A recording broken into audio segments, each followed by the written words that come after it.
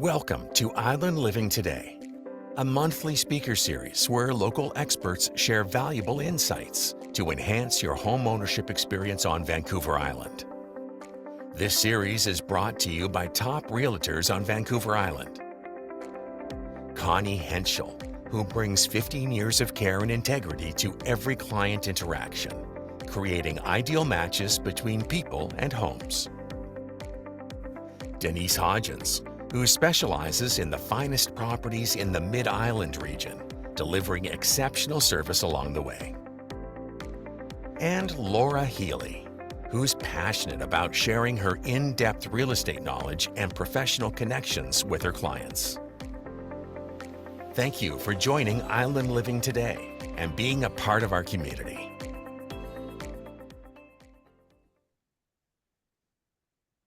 Awesome. Well, thank you, everyone. Welcome again. I just want to introduce we're very excited today to introduce our guest speaker, very talented, experienced, wonderful person. Today we have Kelly Schmidt joining us from Arrow House Creative Agency.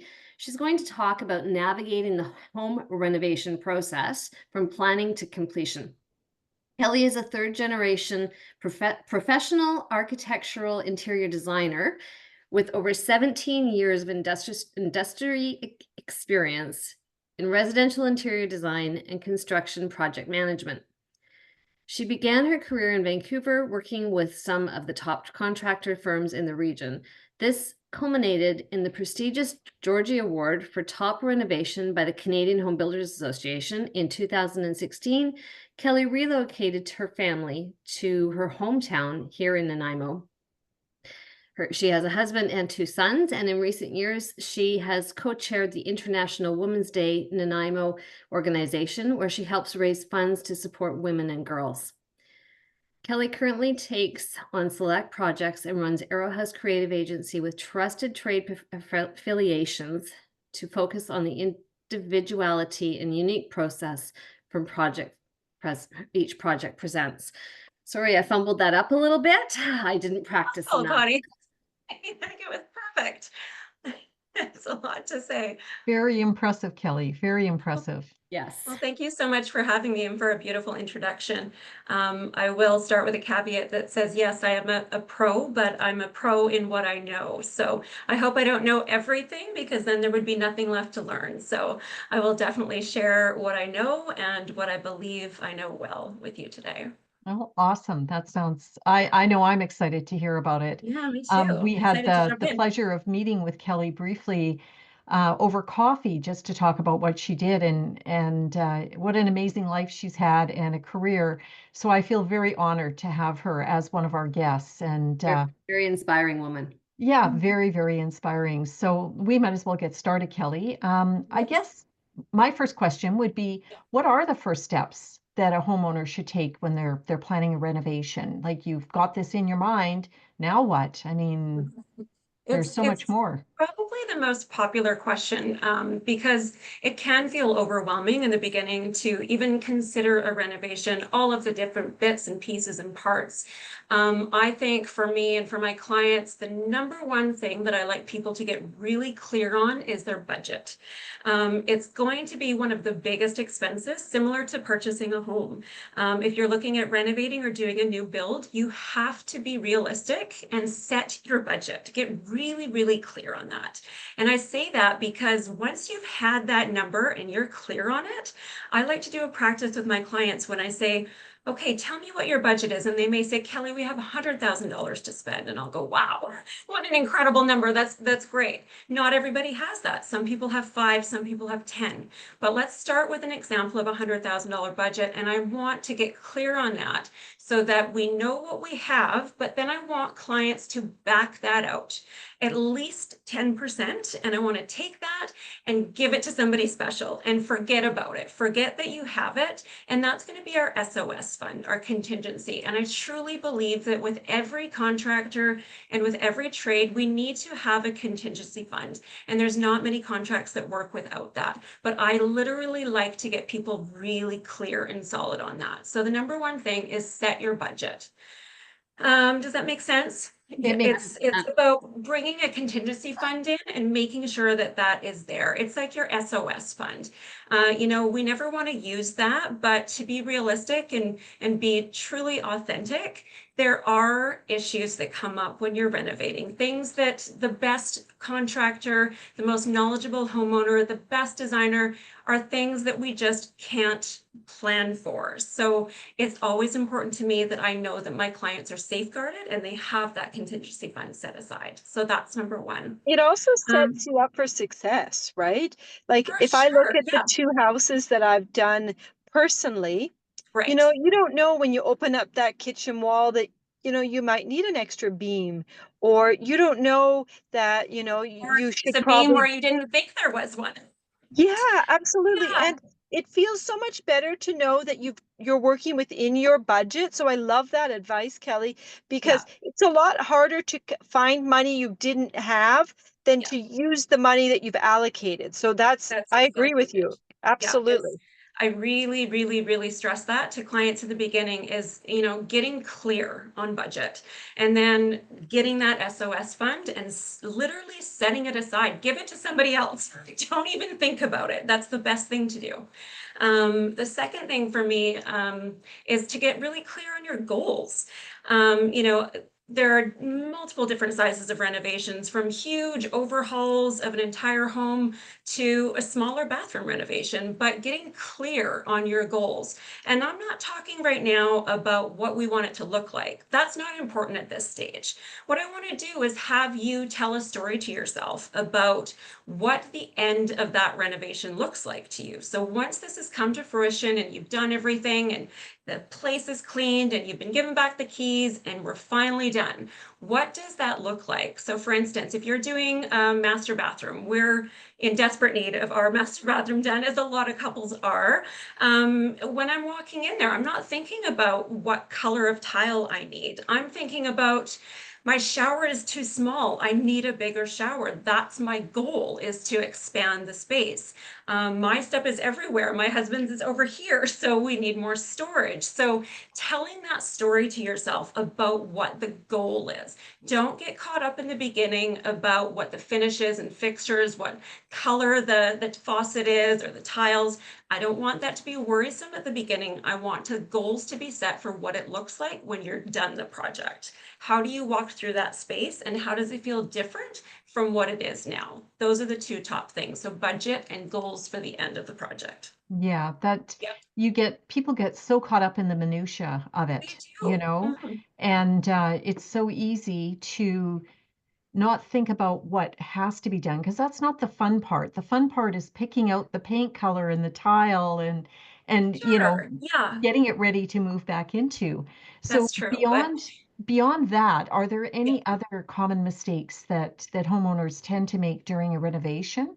Like beyond not budgeting properly or, Sure. Yeah. Well, I think budget goes hand in hand with obtaining your initial quotes. So you'll want to decide if you're going to do project managing of your project yourself, which essentially means that you're going to be hiring all your own trades, managing the schedule. It's a lot of work. I would say for a lot of homeowners, they can potentially misunderstand the amount of work that goes into managing a project. So a lot of contractors have project managers and they're built right into your project, which is fantastic. But getting those quotes from either a contractor or the individual trades, that's super important. But not just getting the quotes, it's about when you're going to get a quote for whatever size of renovation that you need. I want you to arm yourself with two very important things before you reach out to people. The first is going to be your specification package and your bid package. So what that means is you want a scope of work. A scope of work is going to be broken down by trade, and then you want to have a set of plans that go along with that. So if I could dive into that a little bit more, going back to this master bathroom analogy, think about it from a trade perspective. If you're doing your own specific scope of work package, break it down by all of the elements in the room. So plumber, what are they going to be doing to be working in that room? They're going to remove a toilet. They may replace with a new one. They may replace it with the old one, but that's going to affect the quote. So we want to be really clear on that. As far as bathroom goes, are we removing the tile, or are we trying to reuse it or keep it? Really, an experienced interior designer or contractor will be able to work with you to define what that scope of work is. And once you've defined a scope of work, it's really important that your construction documents or your set of plans coincide with that scope of work. So you'll have your as-built plans, what's existing, and your proposed plans, and that will show all of your demo walls, any new walls, and what's staying and what's going, new doors, new windows, this type of thing. So then, armed with your bid package, which is scope of work and plans, I want you to go out and get 3 different quotes. But what you're doing now, because you have your bid package, is you're asking people to compare apples to apples. If we don't have a scope of work or a set of plans, you can go to John and Dan and Ian, but your vocabulary might be a little different when you're speaking to each one of them. If you're walking through your space with all of them, they may be hearing something different each time you're walking through with them. But if you have a proper scope of work and a proper set of plans, you will do no wrong. You can give those to John and Dan and Ian, and they'll be able to look at them and quote it properly. That way, if you don't have them and you go to get quotes, John might be way up here in price, and Dan may be way down here, and you're thinking, good, I'm going to go with Dan. But Dan didn't understand the word and the vocabulary and the verbiage that you were using when trying to communicate what the scope of work is, or essentially what the finished result and goal is. So really arming yourself with 3 quotes with a scope of work and a set of plans. That's the biggest mistake that people make, is not arming themselves with that when they go to get quotes, because if you don't have that, you're going to have a various, myriad of quotes, and it's going to be confusing when you start to bring them in. Well, and that's when you've picked the cheapest guy, which isn't necessarily a bad thing, but he's maybe not included some really important factors. And now all of a sudden, the person who came in at the lowest bid ends up being maybe the same price or more expensive. So Yeah, that is so absolutely. important. Like that, Yeah, that's super key. yeah. Yeah. I think another thing that's a common mistake is communicating changes. As we go throughout a project, we might have selected the type of materials that we want to be using, but you may be walking through Home Depot or going through a tile store. You may have communicated this specific tile. I'll use that for reference. And that's what the builder or the contractor has budgeted, and that's what they're planning on using. So that's what they're planning on ordering. So if something changes mid-renovation, and that's not to say that you can't change your mind on things, you absolutely can, but it has to be communicated. And I always stress to clients and to contractors that I'm working with, if you have changes that need to be made, I really strongly suggest that they be done in writing, because we've all seen this happen so many times where it's the end of the day, you're running off to do something. Oh, wait a minute, Dan, so we've changed that tile. It's now going to be a 24-inch tile instead of a 12-inch tile. That's great. Dan's got it. Yep, check. Got it. You've gone off to your day. He's gone off to do a million other things, and it's forgotten. So now your 24-inch tile comes in, they're expecting a 12-inch tile, it costs more to install, and nobody knows where it's going because it's not the right tile. So communicate. It's one of the biggest things that gets lost, and it's a huge mistake. And always do it in writing. Make sure that nothing happens without sign off. And with that sign off, there's 2 major questions that you want to ask if you're making a change. What will this cost me? And how is this going to affect my timeline? 2 really major things to keep in mind when you're asking for a change. Or not even asking, they may come to you and say, like you said, Laura, we opened up this wall and there's a beam, or, there's a plumbing stack right in the middle of it. Okay, we know that that's going to mean being flexible with what our plan was, but those changes and what it costs and how it's going to affect a timeline is very, very, very important. So those are some common mistakes that happen. Not getting proper quotes, not communicating changes. Last one, I really like to tell people if they are living through a renovation, you want to set working hours. It's, I always say if you don't have to live through a renovation, don't, but we don't all have that luxury, right? I've just gone through a renovation on our home and they were here from the beginning of June till the end of August. So we did set working hours. And I think that's so by the middle of August, you're not pulling your hair out and just completely exasperated with everybody. So setting working hours with your trades and also having them let you know if they're not coming on a particular day. So at 8:30, you're not going, well, where is everybody? Why isn't anybody working? So, having a lead contact and establishing those working hours, that's another really good one to have on a job site. Yeah, just living avoids through a problems. reno, I've lived through a few of them, and Right? it's hard. I mean, at the beginning, you're like, Hard. I can do this. I've got this. But Yeah. then as the project goes on, you're like, oh, what the heck am I doing? Like, this is crazy. Well, we can avoid that when we're prepared, right? We Yes, can avoid a lot of exactly. those things when we're prepared. And that's what I want to educate people about, is it doesn't have to be awful. Yeah. Most contractors would prefer if you're not living in the house, like if you have an option to stay somewhere else, because, you Yeah. know, the homeowner being around is not really always helpful. They're working around your items, your belongings, and then You're absolutely right. and then the other factor is just that, sometimes we think we're helping, but really there's very few things we're helping. I mean, I learned in my two houses that one house came partially to the studs and the other came down fully to the studs. The place I was helping was literally doing the final sweep up and the garbage tidy up at the end of the day. That saved me a few pennies on the dollar, but really, and that was my hobby for almost like 8 months. I was just thinking about a topic which I'm hoping we'll touch on that I think doesn't always get fully understood right now, is the fact that we have all this plumbing upgrades in our industry.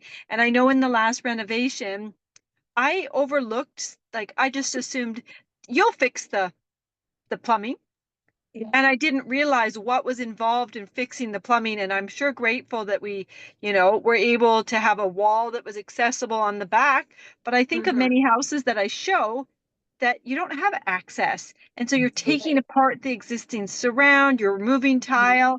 And Yeah. those, just like you say, is really key, because we're not general contractors That's right. for our everyday work.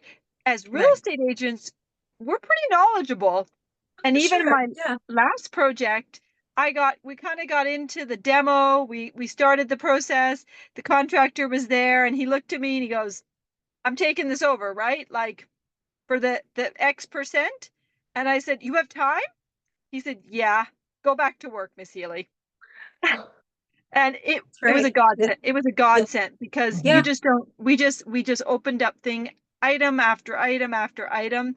And Yeah. I really did need the expert on site. And I think, Yeah. like you said, it's just like even little things like the drain in the bathtub.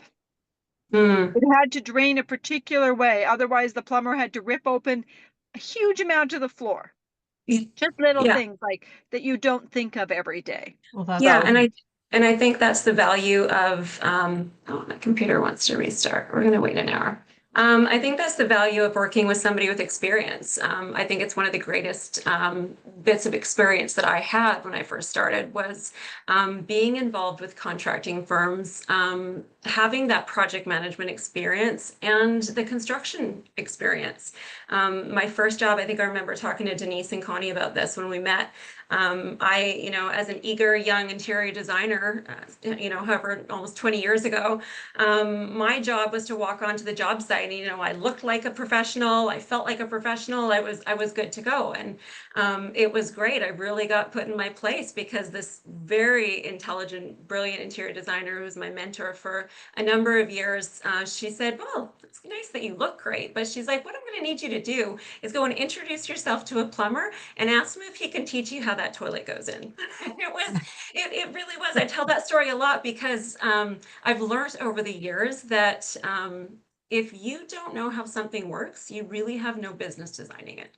And so, I think that is a common mistake that happens, is that people can get carried away with the design. But what happens is that design may not actually relate to what's available to have happen in a particular home. So the groundwork for building plans and scopes of work and finishes is something that I like to have people prepared with well before any hammer is ever swung. I think it's essentially important to make sure that we are well prepared. And I'm diving into other areas, but things like building permits, there's not really a lot of jobs that should happen without a building permit. If there's any walls moving or anything like this, we need to inquire with the city about building permits. It's just, that's the caveat that I always say to people. And ultimately, it's people's decision.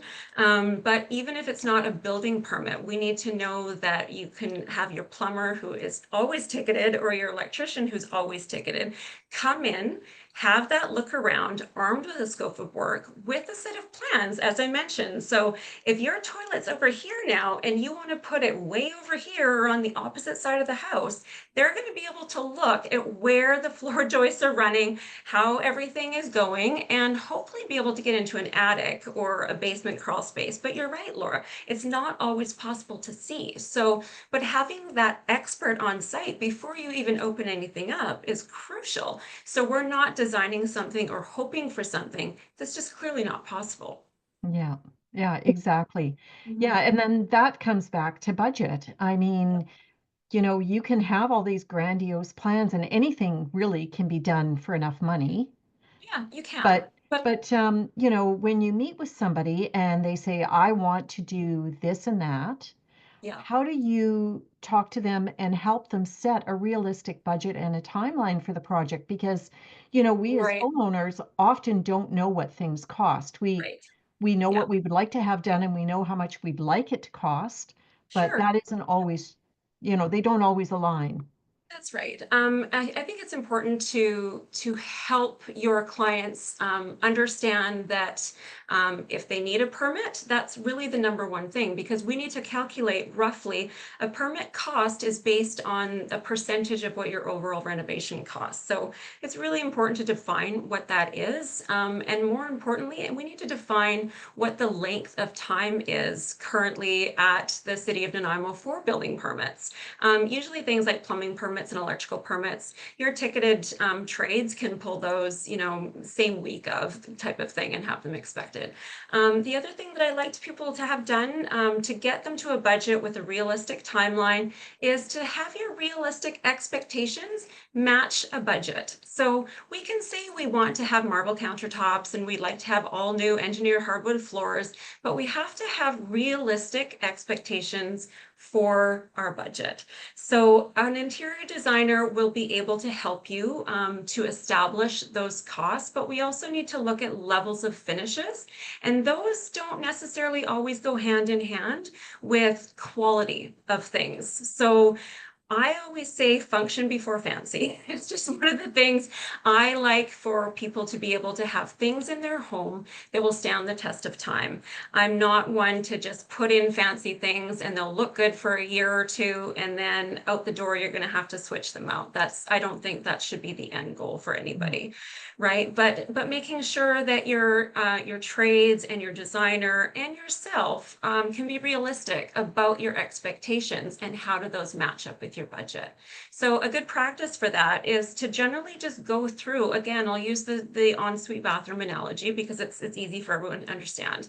You know, if you're going through and you're looking at all of those things that you'd like to change or how to do, you can start sort of playing with a little bit of a budget by just writing down all the different specifications. So faucets, shower heads, tile, you can start to get an understanding, and you don't have to go to all these different places and select everything. You can jump onto Home Depot on a website or to Wayfair, and you can get a general idea for what things cost. And you might be surprised, and you might be surprised in a good way, like, wow, I can have these things that I didn't think I could have. So it's just a practice and a principle that I like to bring to people to really make sure that we as designers and tradespeople, and I'm sure as realtors as well, to manage people's expectations about what they can afford, because we don't want to give you these grandiose plans and these concepts and these images and these renderings and then have to build your dreams and tell you can't have it. So it's, I think, important to really make sure that those two things are aligned. I think from my experience, if I'm reflecting, Yeah. being willing to flex Yes. when something comes in more expensive or less expensive. So a good example to me was, you know, my bathroom, my beautiful ensuite bathroom would have looked really great with a custom tile floor in the Sure. shower. It would have Yeah. looked great, but it was 4 times the amount Right. as, you know, the nice white shower base that I have. Yeah, And I I had to completely make agree. and I had to make a decision. Did I want quartz countertops in my kitchen? Was Mhm. that the hill I was going to die on? Or was it the shower base, you know? And so I Yeah. really had to know what my priorities were. And I felt that that was really important because there was only certain things I could control or I Mhm. could specify. So I had to make sure that my top 3 or 5 things that I really truly wanted I got within the budget. And Yep. because the rest of the budget gets eaten up in really mysterious ways. And they're all things that you might not see behind the scenes or under, you know, like, you know, you might Absolutely. not see Yeah. things, right? You might not realize that there's X in plumbing, there's X in chimney venting, all these things, right? Yeah. So, And yeah. I completely agree with that, Laura. It brings up a really good point too. You know, I also like to arm people with we can plan for this now, and it just might be executed later. So that may be adding in a plumbing stack somewhere where you know you maybe you want a laundry room upstairs, but it's just not in the budget right now. We can, you know, maybe plan or when it comes down to electrical. So there's often times where we look at the end goal, and somebody may be having a date or an occasion that they really need this renovation done by, but there's something that they just can't afford to do, but down the road it would be really helpful. We want to have those conversations with our clients as well so that we can help to prepare them and set them up the best we can for maybe down the road they're going to be able to afford that, but we don't want them to then have to open up all their walls and make those changes. So talking with your clients, you know, and as a homeowner yourself, thinking about, okay, I've set my budget, we've got that clear.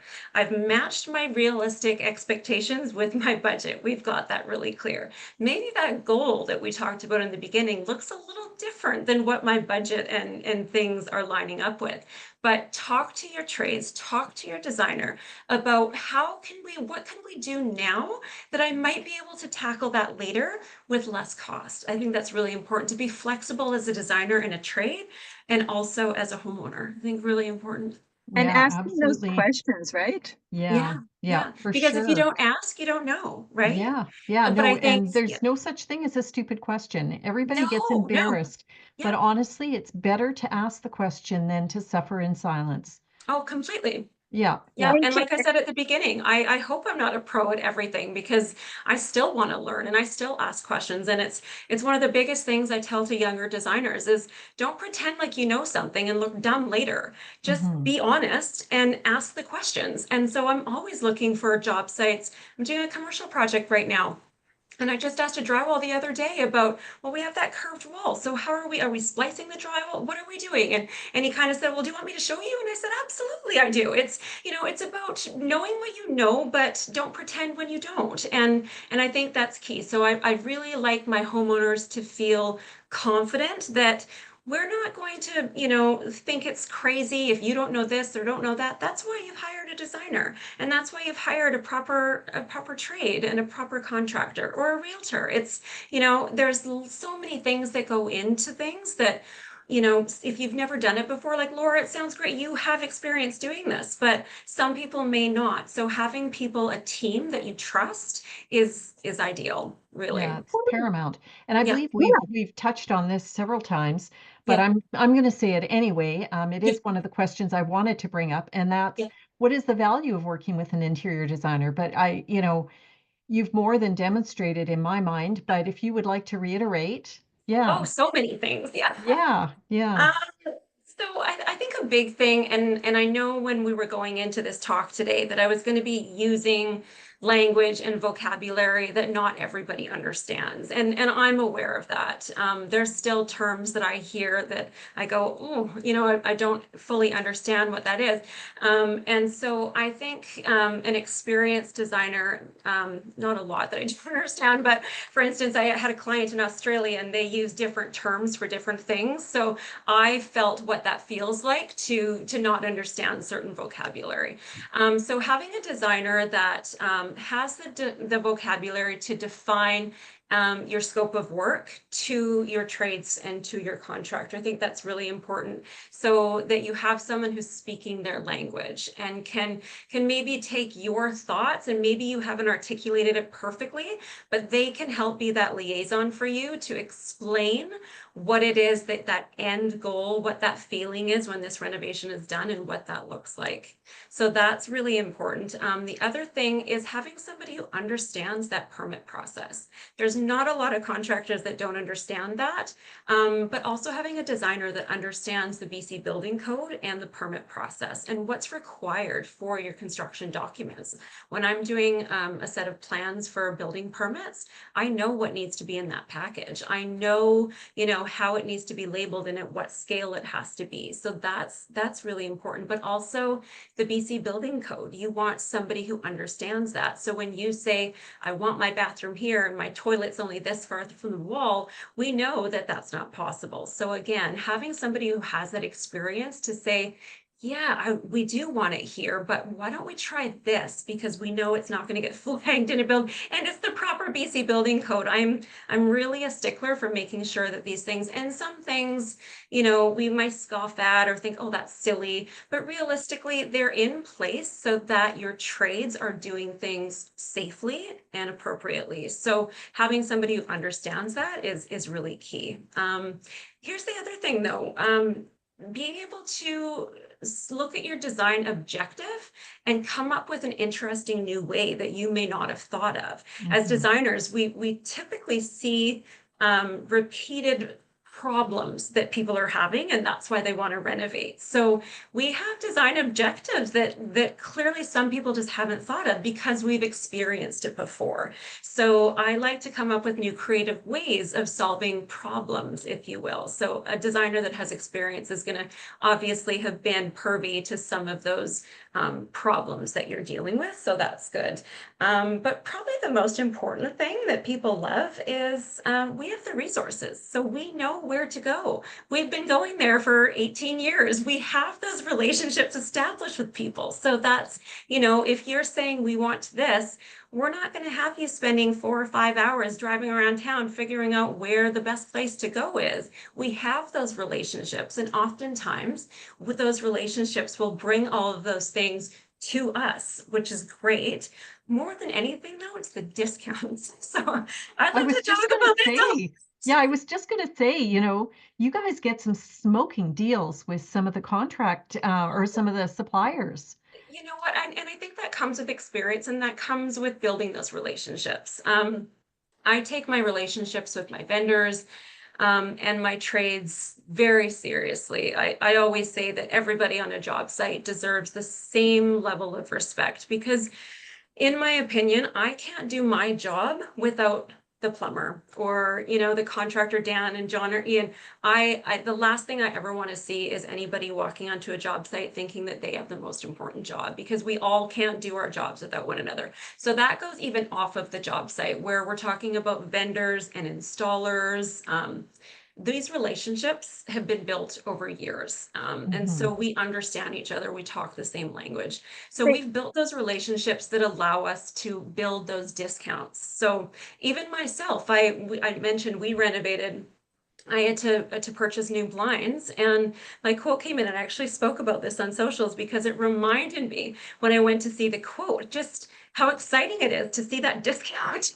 Something, you know, even myself, it's, you know, it's a nice bonus of working with somebody. And I do find a lot of times that clients will, they'll sort of recoup their costs for their fees for a designer, because when you look at all of the different things that go into a renovation, and all of those things are getting, you know, sometimes they're at 10% discount, sometimes they're a 40% discount. So when you start looking around a room at all the different things that go into even just a bathroom, to be able to recoup those costs through your trade discounts, I think is wildly valuable. I'm glad you brought that up, because I was Yeah. going to mention that, Yeah. you know, a lot of people think, oh, I can't afford a designer. Like that just seems so bougie, right? Yeah, But I'm but trying it to break isn't. that You can't, stigma.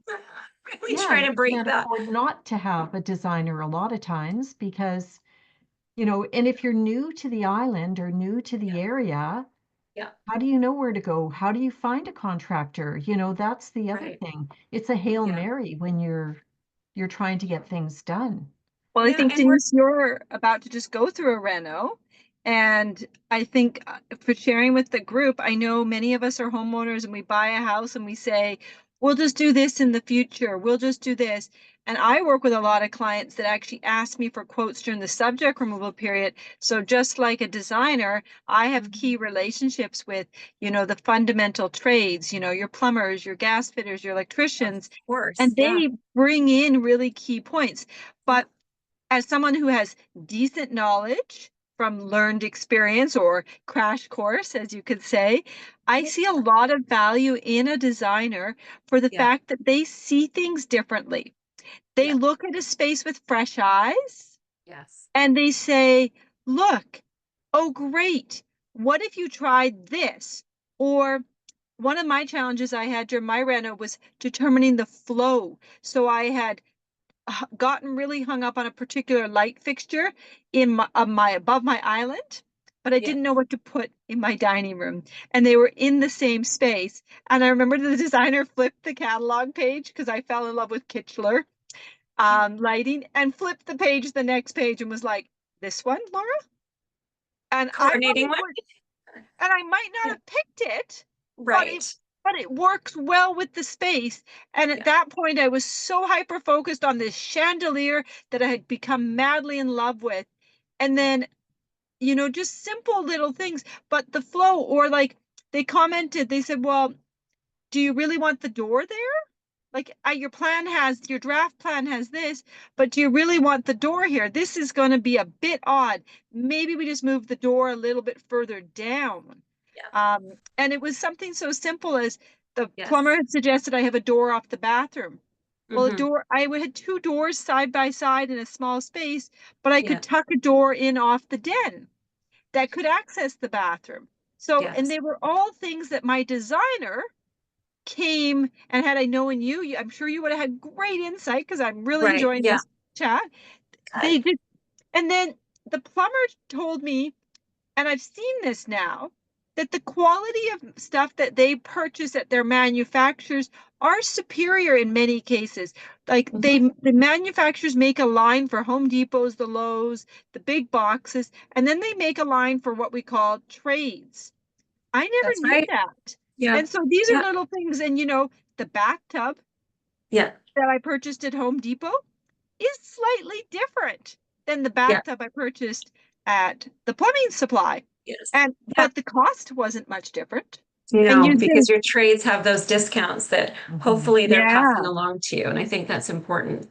Yeah. oh, And you know, I think the value of a designer too comes in, and I often do this practice, and Denise and I've sent Denise what my 20-page questionnaire looks like, but it's a That practice I like that to go was that was a lot.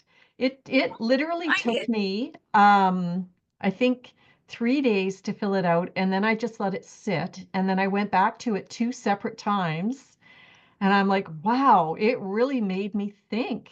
Okay, Yeah. so Yeah. that was going to be my question to you, Denise, is did it prompt conversations? Did Yes. it right? And prompts you to think about things. And I think it's really important to have someone think about those questions and those key elements, even if they don't work with a designer, just to start the thought process and the Yeah. conversations. But another, thing of value is we know as designers and contractors and realtors that what we don't know can be overwhelming when we go Yes. to do it. So, for instance, this practice that I do with clients is if you're looking just at the room that you're in right now, and you look down, let's start from the floor and work our way up. Okay, all of the different decisions that are in that room that you're sitting in right now. Oh, So, people think, yeah, it's carpet and paint and a light. It's no. not. We have that knowledge and we have our specification packages. I mean, I do everything digitally and online now, but back in the day, we would have specification packages on job sites set up beside the drawing plans on the table. And it would be the Bible. And I mean, it gets like this because it's every single specification that goes into a house. So, it's the baseboard heater, it's the windows, it's the casing, it's the color of the switch plate cover, it's, is the ceiling textured or not? I mean, the window coverings, all of these things. It's a lot of decision making. So to have somebody who can kind of back you out of that and Mhm. not make it overwhelming, is a really key in getting through that renovation at a reasonable time and within a reasonable budget, because we already know some of those general things that we know you're going to use, whether it be a 3-inch baseboard or coordinating with a 3-inch casing. We have that knowledge and we have those all of those things to be able to bring to you and not overwhelm you, hopefully. Oh, So and that's it yeah. is so easy to become Yeah. overwhelmed. I've been through a Yeah. number of renovations, and we have built a house, like a new house. And Yeah, by which the is time the even more. project, The Bible grows with oh that, yeah, right? and Yeah, by and the it's time not that always project is easier to coming do to a new build. completion, It's really not. yeah, Yeah. but by the time that project is coming to completion, it's at a Yes. point where you don't care anymore. Like you're like, I just want this done. I can't make another decision. Like I Oh, literally I can't. really don't want you to get to that Yeah. point. Like I mentioned, I do everything online, and I Yeah. think it's really important and to have a specification package.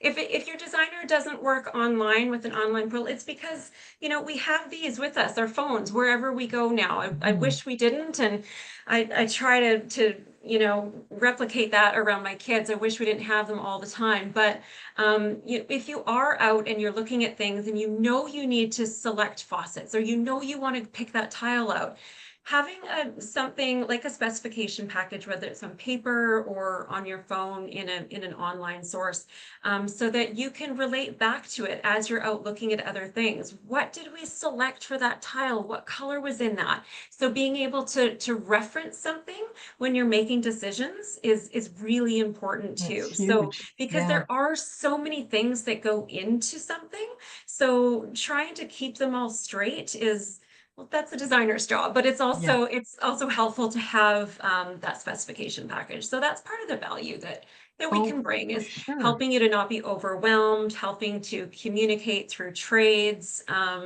giving you discounts, getting you organized, and coming up with unique ways to do things.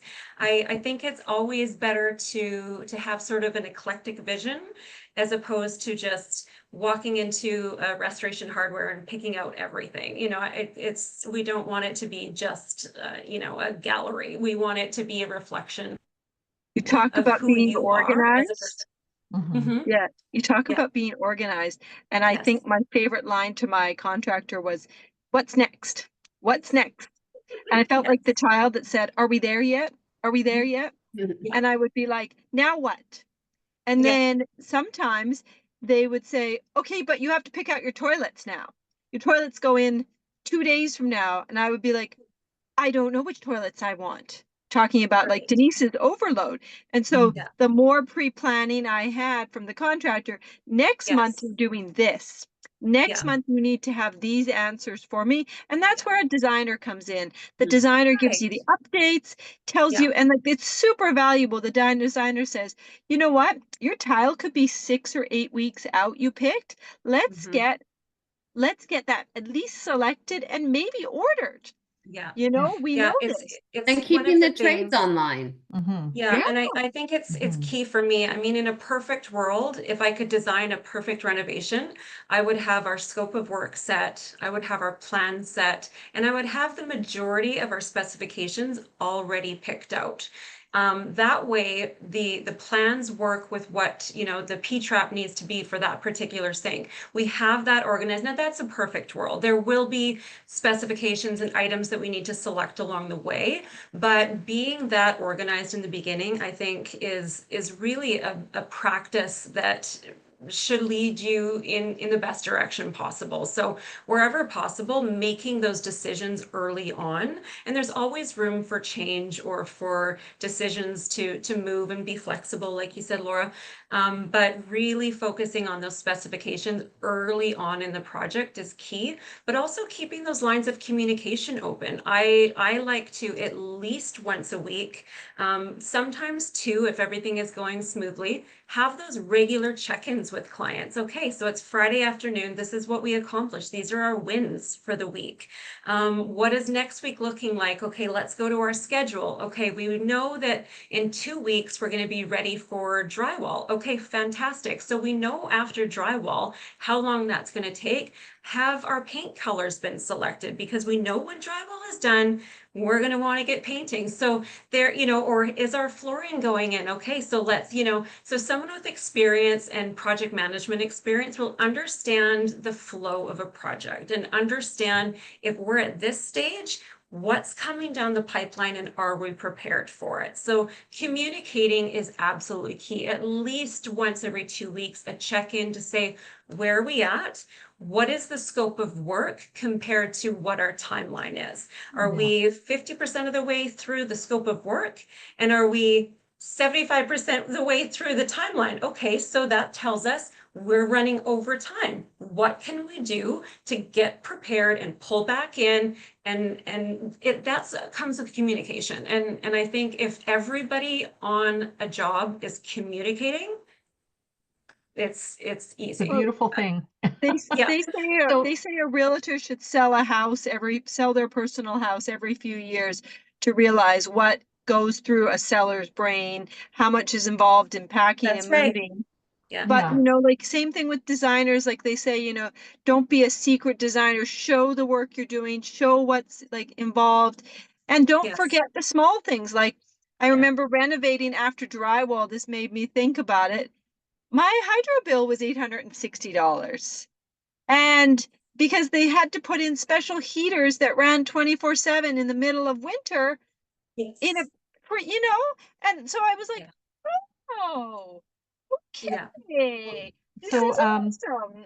Yeah. You know? Very important. let's pause here and Okay. open up the floor to the people who have joined us and Perfect. I'm get some excited. questions. Does anybody have any questions for Kelly? You've all been sitting patiently. I know I can talk Yeah. for a while. No, that's You know, okay. I no, mean, it's but all you know, been it's because fantastic information. I get fired up about it. I get passionate about it Yeah. because I've seen people do um, make mistakes, and I've seen people that thoroughly enjoy their renovations. Like, oh, I could do that all over again. So that's the experience I want people to have, whether it's with me or with somebody else. And I think that it's possible when you have the right process and the right tools. So Absolutely. I So think we if you're shy and don't want to say Mhm. your question, you can put it in the chat. Oh, Jessica, Jessica is yeah. asking for your contact details. of So course, why don't you put that in the chat, Kelly, and then everybody sure. can share it. I think sometimes, Denise, you pointed out on it, sometimes we don't know what's involved in a reno and we think, oh, I'll just renovate this. But like, you know, so many of us have open concept kitchens and things like we didn't highlight too much on it, but there's kind of an order in which renos go, and we all have to be on a budget. Not everyone can afford to do a major renovation, nor do they have the aptitude. But like thinking about like, okay, what comes first is really key. And I think those are great kind of tidbits, Kelly, that you can talk on. Like, if I was going to renovate a kitchen, Yeah, what are the top 3 things I should think about, Yeah. right. Pam, Yeah. do you have a question, Pam? No, Oh. I'm sorry. I left. No, that's I okay. left my That's quite all right. But I will say I don't have a question, but I'm really enjoying being walked through the process. So thank you for that. Oh, I'm glad. I'm glad it's landing on you well. I think that was the goal, is to help people to understand that there is definitely a process, and that when it's executed properly, it can be a really enjoyable experience. But there definitely is a process, and I think educating our clients and our customers about what that process looks like and running them through those different stages and steps is really key. So look for that when you're doing a renovation, definitely. Yeah. Awesome. I think Anybody else renovating. have any questions, or else we'll just continue blabbing here? I have a question. Oh, awesome. Hi, James. Hi, how are you? I'm good. How are you? I'm well, thank you. Hi, Is it James. Sorry, go ahead. I said hi, James. Hi, how are you? Good. Thank you very much. Oh, you're very welcome. Is it advisable to advise your insurance company that you're doing this? Absolutely. I think it's imperative, in fact. The value of your home is going to increase. There's also going to be things that are going to need to be covered under your insurance. So when new things go into play, for instance, you may be upgrading your HVAC system. So you may be upgrading a hot water tank or your HVAC system or windows, any of these things. What that might actually do is decrease your home insurance costs. So another thing to do that we haven't touched on yet is to speak to your insurance provider about upgrades that are being offered, rebates for homeowners right now who are renovating. So that's really key. But yes, definitely advising them that it's going on. There may be, and don't quote me on this because it's not my area of expertise, but James, there may be things that you need to advise them on that are happening. For instance, if there's a torch on roof, are you covered for fire damage? Things like this. So yes, I think it's very important to speak to somebody, and that brings up a good point. Thank you for asking that. I think it's From imperative. my experience, it depends on the scope of your job, because I mean, I had to does. have course of construction insurance, and there's a Yes. lovely timeline. They like to only give you that for a year. So if your project Mhm. runs longer than a year, you better Yeah. have plan B, right? Yes. Same thing with vacant insurance, Mhm. they want to know, how often is this home being checked? Is the water and power left on every night when you leave the job site? Mhm. Those types of Yes. things. Yeah. And Gas different, being added when there isn't gas, those are yeah. things that are very important for insurance to know. Definitely. Absolutely. Yeah, no, Yeah. great question, Great James, question. and Yeah. also making sure that the tradespeople you hire do carry adequate insurance, That's whether right. that be WCB or whether that be liability insurance. And, Absolutely. Yeah, yeah, errors and emissions insurance. I mean, that's really important. And I think just to vetting the people that you are going to work with, are those trades ticketed? Even if you're not, I don't like to speak to if you're not using a permit, because it just is not advisable. Because if you are using a permit, you know that the people that are pulling those permits are ticketed and they're licensed. And, typically they're going to have WCB for their workers, which is very important. But yeah, having those insurances in place if there are accidents on your property, which should be covered by the contractor, but definitely something to look into. But further to that too, there are so many grants and rebates that are available to homeowners right now. So definitely be looking online, looking at BC Housing Corp and what's available, because there actually is quite a bit. So if you're doing a renovation already and your windows might need to be replaced in 5 or 10 years, it might be something to look at, that might be something that you want to be doing right now if there are significant rebates. we've done past videos on solar, we've done past videos on energy Yes. audits, all Yes. fantastic things, Mhm. where where possible, you definitely want to take advantage of these energy grants or rebates because they're Absolutely. sometimes time sensitive.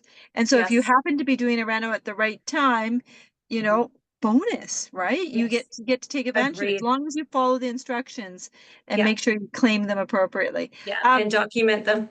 Yeah. yeah, and keep your Yes. receipts, Yes. keep your receipts, keep your photos, pre and post. Make sure Definitely. you file them online, all those fun Yes. things. Does Just like the anyone, tire rebate that I never seem to file every year when I buy new tire, or every I 2 years know. when I buy new tires. do Good we have reminders any, for us all. Yeah. yeah, do we have Yeah, any other yeah. questions from our lovely audience? Anyone have a question? I do again. Oh, go on, James. Okay, you mentioned fire in regards to what we were talking about. Is it advisable for you to go to your fire department and tell them what you're doing at that address in case you do have a fire? Because I've run into some problems with that in the past. You have. I'm sorry to hear that. Yeah, that's I'm I think that any information in any way that you can safeguard yourself that you feel more comfortable with, I say go for it. I definitely think that, you know, when you're talking about insurance, they always want to know how far from a fire hydrant are you? It's one of those things that goes into insurance. So definitely, I mean, I haven't run across a fire hall that hasn't been super supportive and, you know, giving people a heads up. I don't think there's anything wrong with that. Good. I think it's important to always, you know, what I want to make sure of is if you are hiring a contractor, that they have safety practices and principles in place for your job site. That is absolutely key. We want to know that if something happens, what is the protocol for handling that situation? So each contractor or trade should be armed with safety protocols for the job site and anybody coming onto the job site. Very important. So it brings up a good point of something else to watch for. But absolutely, James, if you're in the middle of a renovation, especially quite a large one, definitely I think notifying the local fire department is, you know, we don't want to blow alarms to anybody about what we're doing, but you know, if everything's done in the right way, then we shouldn't have to worry about that. But definitely, My sister was renovating and she was sure glad that she had 2 extra long garden hoses when her roof caught on fire, oh my you know, goodness. in the Yeah. middle of the night, because someone had left something, you know, these torch on roofs or whatever. And I Mhm. mean, they have, I know when the home inspector talks about it a lot, they would have to keep someone on the torch on roofs for like 2 or 3 hours after the end of the shift. So Just to pretty make sure. remarkable. And that comes to Yeah, your safety practices, but common sense absolutely. things, you know, Yeah. like make sure you're checking the property. You know, you want to have that peace of mind. I Yeah. walked in on December 27th to my house after not checking it for 2 days mid renovation and had 2 full totes of water because a pipe had let go. Right. So I think And it's so, important. you know, Yeah, yeah, that leads to a really good point. You know, understanding that the timelines for different things are going to require different things. So we don't necessarily want to be doing all of our plumbing at the same time that somebody's doing a torch on roof, because what's going to happen is, you know, your water lines are going to have to be shut off. So we don't want our water lines shut off when we're doing torch on roofs. So these are quite large, you know, variables of things that can happen. But again, we want a contractor, we want a designer, we want to educate ourselves. I think first of all, arm yourself with education.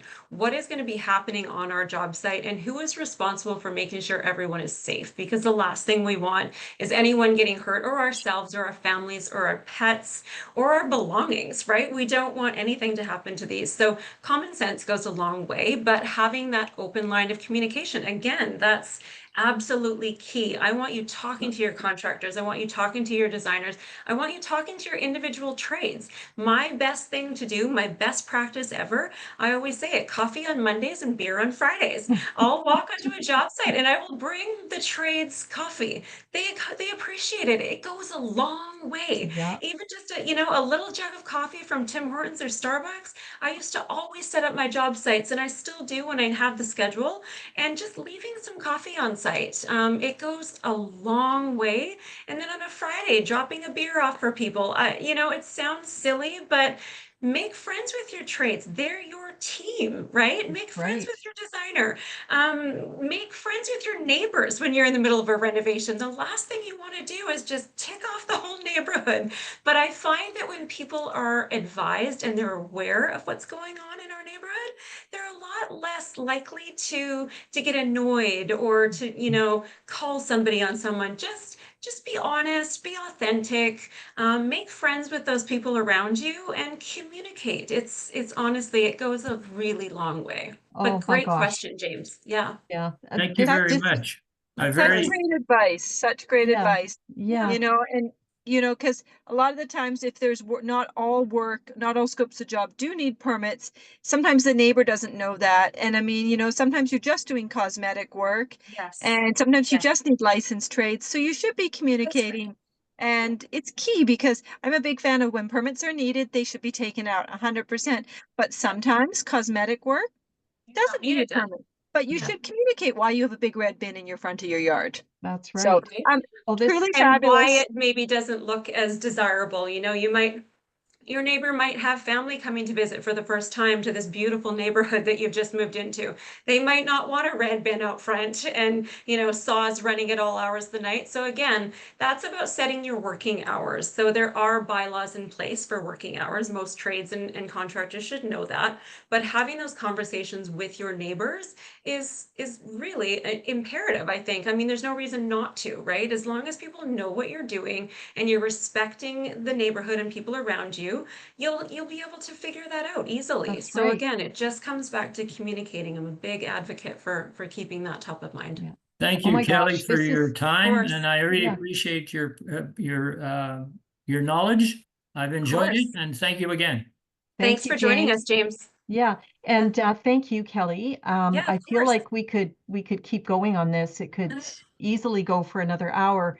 We But could, I know. unfortunately, we don't want to monopolize all your time. And No, you know, I love talking about these things and it just comes from experience, right? But yeah, any So, other yeah. questions I'm love open this. to answer. I love to see your passion comes Yes. through in what you do, It's and lovely. it's so great. Yeah. You know what And it is? I know that you know this, Connie, and I know that you know this, Denise, but I'm a third generation designer. So my grandpa was an architect and my dad was an architect here in town, actually. So my family is responsible for the airport and the RCMP station and the Wow. old Caprice Theater. So there, you know, there's some stuff in there, but no, it's in my blood, it's in my bones, and I absolutely love it. So I really do enjoy talking about it. oh, thank you. And Maureen just messaged, thank you for your experience and time. This was fabulous. course. I have to agree.